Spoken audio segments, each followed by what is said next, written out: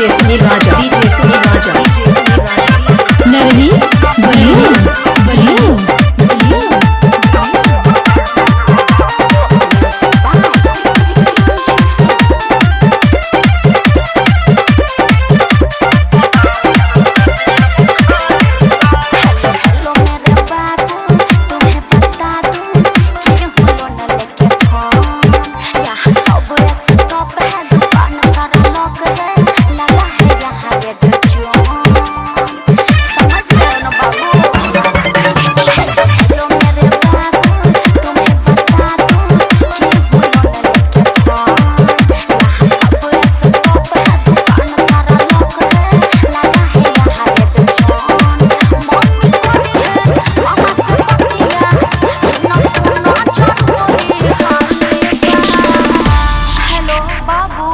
Recharge कर दो ना, मेरा पैक खत्म हो गया है।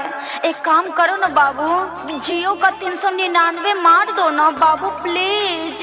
गे तोहर के इतना रिचार्ज खत्म हो खलोगे, यहाँ पे पैसा के गाछ है, नोट छपाई थे का कि तोरा के रिचार्ज पर रिचार्ज करवाइत रहतौ लोग। आ तोरा जब कुछ घटल ना तब तू फोन करेलिस। प्यार मोहब्बत के कहियो आज तक ले बात कइले जी है बारे ता रख के फोन चौकान दी रे लो बॉडी काम तोहर खाली चाहती बा फोन पे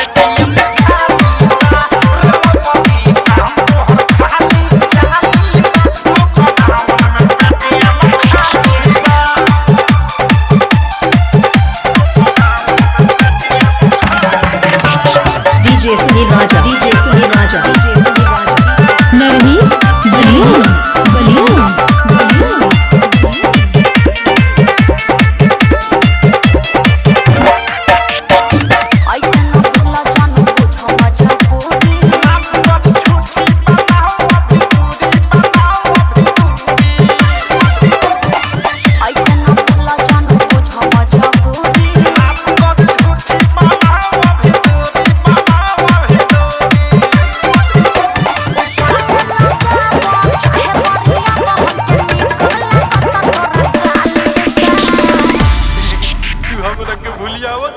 हम भूलियाए वाला नई खिक लागत कि तोहरा चक्कर में हमारा कोठी में के धइल धान गेहूं बेचे के पड़ी। अरे रा फोन तोरी मां का प्रणाम करू प्लीज बाबू, मेरे बारे में ऐसा मत सोचो बाबू, कर दो ना।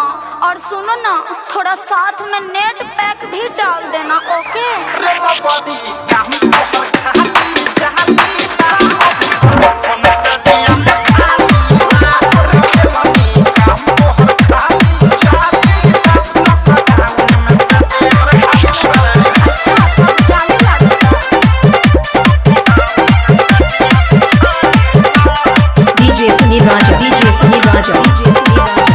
नरही बलियो बलियो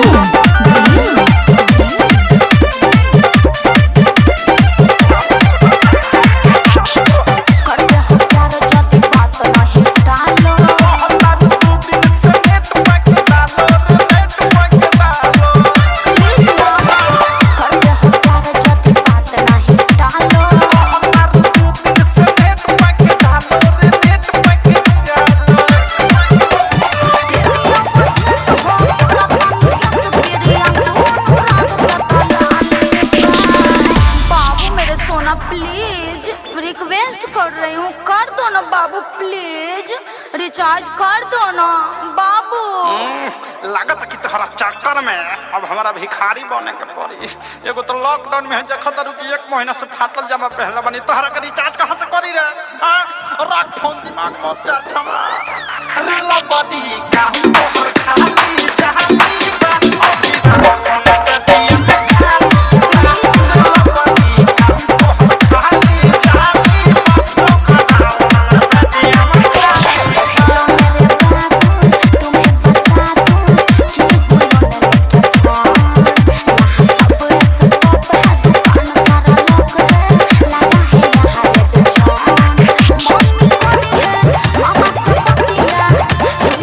not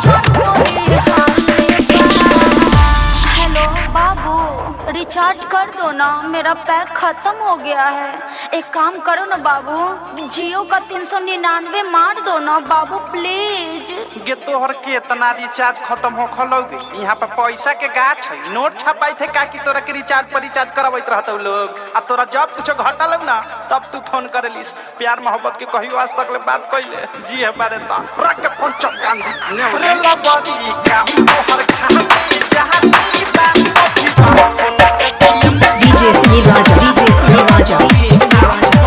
नरही बलिया बलिया बलिया। तुम कितने अच्छे हो बाबू।